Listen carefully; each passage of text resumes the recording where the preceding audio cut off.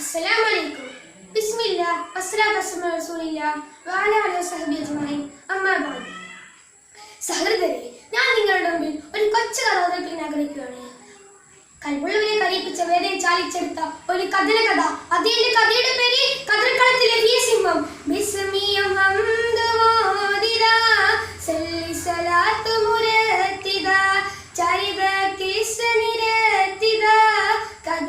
കഥകൾ തുടങ്ങിയതാ മൈസൂരിൻ തൻ പൂങ്കണി, ഹൈദരലി തൻ തേൻകണി, സുഹൃദവർ സുരമേ അസ്സലാം ബിസ്മിയും ഹംദ് മോദിദ സല്ലി സലാത്തു മുരത്തിദ ചരിത കിസ്സ നിരത്തിദ കഥകൾ തുടങ്ങിയതാ.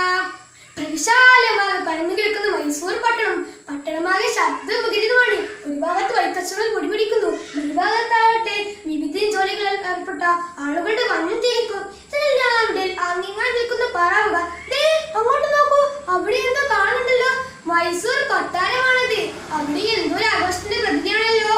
അതേ, ഏറെ പുകളായി ആറ്റൽ തണിയായി ഹൃദയ കുലുസായി പിറന്നിരുന്നേ, ഏറും അജപാലയേറ്റം മധുരാലെ മൈസൂർ നാട്ടിൽ ഉദയം കൊണ്ടേ, നെരിയും മനസ്സുവതമിൽ പുളയും ചാർത്തിയിടും ടിപ്പു സുൽത്താൻ വരവും കൊണ്ടേ, വന്നല്ലോ വന്നല്ലോ പൊന്നപ്പൂമാൻ വരവായല്ലോ, വന്നല്ലോ വന്നല്ലോ പൊന്നപ്പൂമാൻ വരവായല്ലോ.